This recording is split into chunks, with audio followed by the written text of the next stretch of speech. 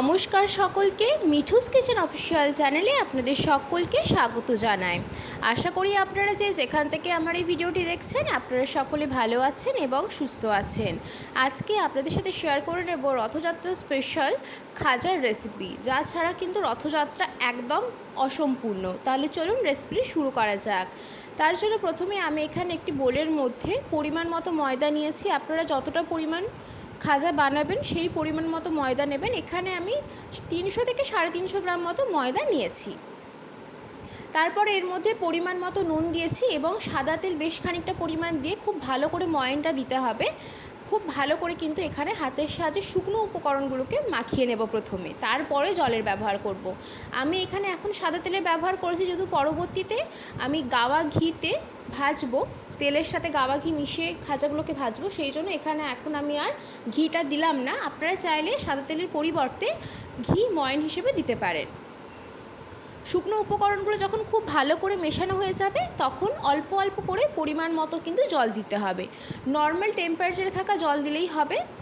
অল্প অল্প করে জল দিয়ে ডোটাকে একটু টাইট করে মাখতে হবে। সাধারণত আমরা লুচি, পরোটা বা রুটির জন্য যেভাবে একটু পাতলা করে মাখি ডোটা, সেরকম মাখলে হবে না, একটু টাইট করে ডোটাকে আমি রেডি করে নিয়েছি।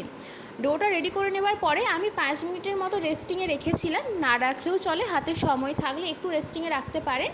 তারপরে আমি এখানে মোটামুটি আমরা যে রুটি পরোটার লেচি কেটে থাকি নর্মাল সাইজ, সেরকম কিন্তু এখানে আমি লেচিগুলো কেটে নেব। প্রত্যেকটা লেচি একই পরিমাপে কাটবো, যাতে করে যখন আমরা রুটির মতো করে বেলবো গোলাকার করে, যাতে সমান পরিমাণে হয়। সেই সম পরিমাণে কিন্তু বেলতে হবে, তাহলে কিন্তু খাজাগুলো একদম পারফেক্ট শেপ হবে। না হলে ছোট বড় হয়ে যায়, সেই জন্যই। না হলে অন্য কোনো ব্যাপার না, যাতে দেখতে পারফেক্ট হয় সেই ক্ষেত্রে একদম সম পরিমাণে বেললে সুবিধে হয়।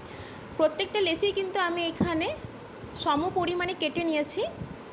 কেটে নেবার পরে লেচিগুলোকে যখন 2 হাতে তালুর মধ্যে নিয়ে গোল গোল করে পাকাবেন, দেখবেন খুব সুন্দরভাবে কিন্তু লেচিগুলো গোলাকার হয়ে পেকে যাচ্ছে। প্রত্যেকটা লেচিকেই কিন্তু আমি এখানে গোল গোল করে পাকিয়ে নিয়েছি। প্রত্যেকটা লেচি একইভাবে আমি রেডি করে নিয়েছি। রেডি করে নেওয়ার পরে এখানে আমি এবার লেচিগুলোকে রুটির মতো করে বেলে নেব। চেষ্টা করবেন যতটা সম্ভব পাতলা করে বেলা যায়, আবার খুব পাতলা করার প্রয়োজন নেই, মোটামুটি একটু পাতলা করে বেলার চেষ্টা করবেন। আমি এখানে এগুলোকে বেলার সময় শুকনো ময়দার গুঁড়ো ছড়িয়ে বেলেছি। অনেকেই রয়েছেন ময়দার গুঁড়ো বা আটার গুঁড়ো ছড়েই বেলতে অসুবিধা হয় রুটি বা পরোটা, সেই ক্ষেত্রে আপনারা সামান্য পরিমাণ ঘি বা সাদা তেল দিয়েও বেলতে পারেন। তবে আমার মনে হয় শুকনো ময়দার গুঁড়ো ছড়িয়ে যদি বেলা হয়, লেচিগুলো পারফেক্টলি বেলা যায় সুন্দর করে। সেই জন্য এখানে আমি শুকনো ময়দার গুঁড়ো ছড়িয়ে যতটা পরিমাণ পেরেছি আমি পাতলা করার চেষ্টা করেছি। খুব বেশি পাতলা করারও প্রয়োজন নেই, আর অনেকটা বড় করে বেলতে হবে। তারপরে এর মধ্যে বেশ খানিকটা পরিমাণ দিয়ে দিয়েছি গাওয়া ঘি। আমি প্রথমেই বলেছি এরপরে যা যা ব্যবহার করব সেগুলো কিন্তু গাওয়া ঘিতেই করব। ভাজার সময় শুধুমাত্র গাওয়া ঘি আর তেল মিশিয়ে ভাজবো আমি। ওপর থেকে গাওয়া ঘিটা ভালো করে ব্রাশের সাহায্যে ব্রাশ করে নিয়েছি এবং খানিকটা পরিমাণ ময়দার গুঁড়ো ছড়িয়ে দিয়েছি। এইভাবে কিন্তু প্রত্যেকটা লেয়ার করতে হবে। আমি এখানে 6টা লেয়ার করেছিলাম, এর থেকে বেশি লেয়ারও করা যায়, আবার 4 থেকে 5টা লেয়ারও করতে পারেন। আমি এখানে 6টা লেয়ার করেছিলাম। সম পরিমাণে প্রত্যেকটা রুটির মতো কিন্তু আমি লেচিকে বেলে নিয়েছি। 6টা লেচি রেডি করে নিয়েছি। তারপরে প্রত্যেকটা লেয়ারের মাঝে মাঝে আমি এখানে খানিকটা করে গাওয়া ঘি ব্রাশের সাহায্যে ব্রাশ করে নিচ্ছি এবং বেশ খানিকটা পরিমাণ ময়দার গুঁড়ো ওপর থেকে ছড়িয়ে দিচ্ছি। প্রত্যেকটা লেয়ার কিন্তু একইভাবে করতে হবে। আবারও আমি এখানে একটা রুটি রেখে দিয়েছি, তার উপর থেকে আমি এখানে বেশ খানিকটা পরিমাণ গাওয়া ঘি দিয়ে দিয়েছি এবং উপর থেকে খানিকটা পরিমাণ দিয়ে দিয়েছি ময়দার গুঁড়ো। প্রত্যেকটাই কিন্তু একইভাবে তৈরি করতে হবে। আমি আগেও বলেছি আমি এখানে 6টা লেয়ার করছি, আপনারা চাইলে এর থেকে বেশি লেয়ার করতে পারেন, 7 থেকে 8টা বা 10টাও করতে পারেন।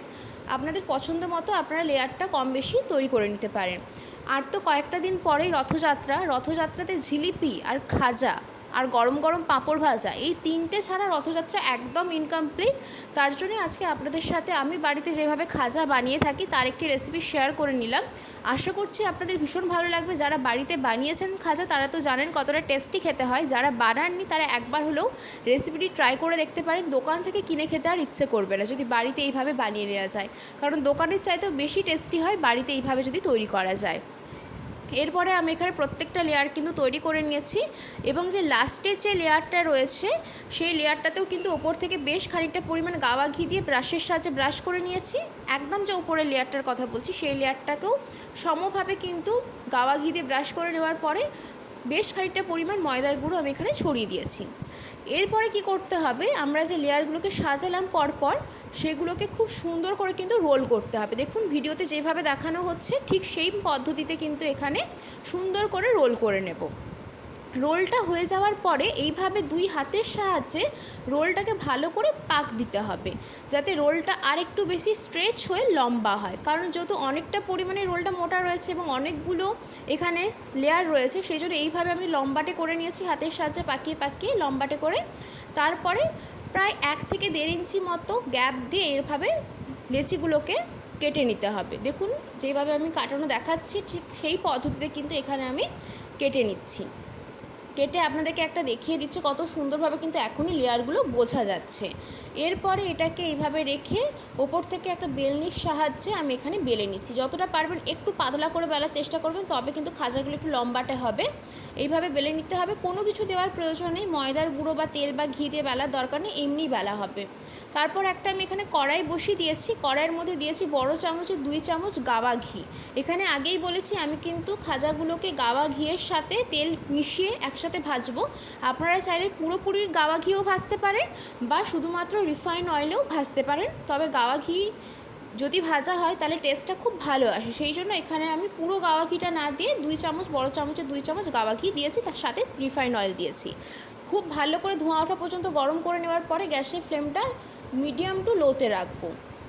তারপরে যতগুলো খাজা একসাথে ভাজা যাবে ততগুলো একসাথে দিয়ে দিচ্ছি। অতিরিক্ত বেশি দেবেন না, একে অপরের গায়ে লেগে যেতে পারে, সেই ক্ষেত্রে যতগুলো কড়াইয়ের মধ্যে ধরবে ততগুলো একসাথে দিয়ে দেবেন। দিয়ে দেওয়ার পরে খানিকক্ষণ অপেক্ষা করবেন যাতে পুরোটা একটা দিক কালার চলে আসে। একটু কড়া করেই ভাজা হবে, খাজা দেখেই বুঝতে পারেন কালারটা একটু কড়া করে ভাজা, একটু লালচে লালচে করে ভাজা হবে, সেই জন্য হাতে একটু সময় নিয়ে ভাজবেন।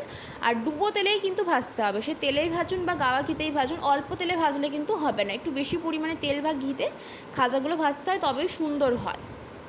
যখন মোটামুটি একটা দিকে একটু কালারটা চেঞ্জ হবে, উল্টে পাল্টে দুটো দিক খুব ভালো করে লালচে করে ভেজে নেব। একদম সুন্দর মুচমুচে হয়, খেতে দারুণ লাগে। বাড়িতে অবশ্যই করে একবার ট্রাই করে দেখতে পারেন। রথযাত্রার আগে বাড়ির লোককে যদি এইভাবে বানিয়ে দেওয়া যায় তারাও কিন্তু চমকে যাবে, বুঝতেই পারবে না যে এটা দোকান থেকে কেনা না বাড়িতে বানানো।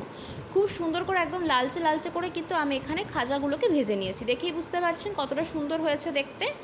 এইভাবে কিন্তু আমি এখানে প্রত্যেকটা ব্যাচের খাজাগুলোকে তৈরি করে ভেজে নিয়েছি এবং আমাদের এখানে কিন্তু খাজাগুলো মোটামুটি ভাজা হয়ে গিয়েছে। আবারও একটা দিক পাল্টে দিচ্ছি যাতে আবারও একটা দিক আমাদের সুন্দর করে ভাজা হয়ে যায়।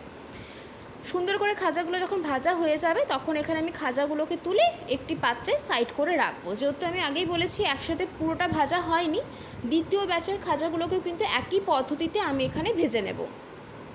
সুন্দর করে লালচে করে একটু কড়া করে ভাজতে হবে, তবে কালারটা খুব সুন্দর আসে। অনেকেই রয়েছেন চিনির শিরাতে ফুড কালার দেন, তবে আমি এখানে কিন্তু চিনির শিরাতে ফুড কালারটা দেবো না। বাকি যে খাঁচাগুলো রয়েছে সেটাও একই পদ্ধতিতে ভেজে নিয়ে আমি কিন্তু তুলে একটা সাইডে রাখবো। প্রথমে কিন্তু দেওয়ার পরে একটু অপেক্ষা করতে হবে, যখন একটা দিকে কালারটা চলে আসবে তখন উল্টে পাল্টে ভালো করে কড়া করে ভাজতে হবে, তাহলেই কিন্তু খাজাগুলো খেতে বেশ ভালো লাগে, মুচমুচে হয়, খেতে খুব সুন্দর হয়। বাড়িতে একবার অবশ্যই করে ট্রাই করে দেখতে পারেন, আশা করবো আপনাদের ভীষণ ভালো লাগবে। দেওয়ার পরে আমি খানিকক্ষণ অপেক্ষা করেছি, একটু নাড়াচাড়া করে দিয়েছি যাতে সমস্ত খাজাগুলো একদম ডুবো তেলে খুব সুন্দর করে ভাজা হয়ে যায়। তারপরে যখন দেখবেন কালারটা একটু একটু চেঞ্জ হয়ে আসছে তখন অপর দিকটা একটু পাল্টে দেবেন। এরপর অপেক্ষা করবেন যাতে একদম লালচে মুচমুচে একটা কালার চলে আসে, ঠিক সেই পর্যায় পর্যন্ত। আর কত সুন্দর লেয়ারগুলো বোঝা যাচ্ছে দেখেই হয়তো আপনারা বুঝতে পারছেন খুব সুন্দরভাবে, কিন্তু এর থেকে বেশিও চাইলে আপনারা লেয়ার করতে পারেন। আমি আগেই বলেছি আমি 6টা লেয়ার করেছি, আপনারা চাইলে 8টা 9টা 10টা কম বেশি লেয়ারটা আপনারা করতে পারেন পছন্দ মতো। খুব সুন্দর করে কিন্তু এখানে খাজাগুলোকে আমি উল্টে পাল্টে দিচ্ছি এবং খুব সুন্দর করে যখন কালারটা চলে আসবে তখনই কিন্তু আমরা এটাকে তুলে নেব। লেয়ারগুলো এতটা পারফেক্ট হয়েছে যে কি বলবো। এই পদ্ধতিতে যদি করা যায় দোকানের খাজার চাইতেও কিন্তু বাড়িতে তৈরি খাজা ভীষণ টেস্টি হয় খেতে। খানিকক্ষণ অপেক্ষা করব যাতে কালারটা একটু একটু চেঞ্জ হয়ে যায়, একটু একটু কালারটা চেঞ্জ হয়েও আসছে তখন অপর দিকগুলো পাল্টে দেব। যখন একদম কালারটা ভালো মতো চেঞ্জ হয়ে যাবে তখন কিন্তু আমরা এখানে খাজাগুলোকে তুলে নেব। আমাদের মোটামুটি খাজাগুলো কিন্তু এখানে ভাজা হয়ে গিয়েছে, দেখে বুঝতে পারছেন। এই পর্যায়ে খাজাগুলো তুলে নিলাম। তুলে নেওয়ার পরে কিন্তু এটাকে আমি রেখে দেবো একদম পুরোপুরি ঠান্ডা করার জন্য। গরম অবস্থায় কিন্তু চিনির শিরাতে দেবো না, আমরা এখানে এটাকে ঠান্ডা করার জন্য রেখে দিয়েছি একটা সাইডে। তারপরে এখানে আমি তৈরি করে নিচ্ছি চিনির শিরা। শিরাটা না একটু আঠালো করতে হবে। আমি এখানে 1 বাটি চিনি নিয়েছি, যেই বাটি মেপে চিনি নিয়েছি সেই বাটি মেপেই কিন্তু এখানে 1 বাটি জল দিয়ে দিয়েছি। এরপরে চিনির শিরাটাকে ভালো করে ফুটিয়ে ফুটিয়ে ঘন করব, মানে একটু চিনির শিরাটা নর্মালের থেকে ঘন হবে। এর মধ্যে আমি দিয়েছি 2টো এলাচ, এলাচটা অতি অবশ্যই করে দেবেন, ভীষণ ভালো আসে ফ্লেভারটা। এবং শিরাটা যখন খুব বেশি ঘন হয়ে যাবে তখন কিন্তু আমি এর মধ্যে দিয়ে দিয়েছি গ্যাসের ফ্লেমটাকে বন্ধ করে খাজাগুলো দিয়ে 1 থেকে 2 মিনিটও রাখার কোনো প্রয়োজন নেই, সাথে সাথে একটু নাড়াচাড়া করে সঙ্গে সঙ্গে তুলে নেবেন, নাহলে কিন্তু খুব নরম হয়ে যাবে, খাজাগুলো খেতে মুচমুচে থাকবে না। সেই জন্য দেওয়ার সাথে সাথে ছান্তার সাহায্যে খুব সুন্দর করে একটু মিশিয়ে দেবেন চিনির শিরাতে, তারপরে সঙ্গে সঙ্গে তুলে নেবেন। তাহলে কিন্তু আমাদের এই খাজা রথযাত্রা স্পেশাল একদম পারফেক্টলি তৈরি হয়ে যাবে। আজকের রেসিপি আপনাদের কেমন লাগলো অতি অবশ্যই করে কমেন্ট করে জানাবেন। যদি ভালো লেগে থাকে অবশ্যই করে আমার চ্যানেলটিকে সাবস্ক্রাইব করে দেবেন, লাইক শেয়ার কমেন্ট করতে ভুলবেন না।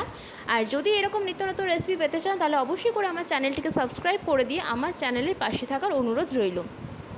খাজাগুলো কিন্তু পারফেক্টলি রেডি হয়ে গেছে, দোকানের চাইতেও খেতে বেশি টেস্টি হয়েছিল। বাড়িতে অবশ্যই করে ট্রাই করে দেখতে পারেন রথযাত্রার আগে। ছোট থেকে বড় সকলের কিন্তু বেশ পছন্দ হবে এই আশাই রাখছি।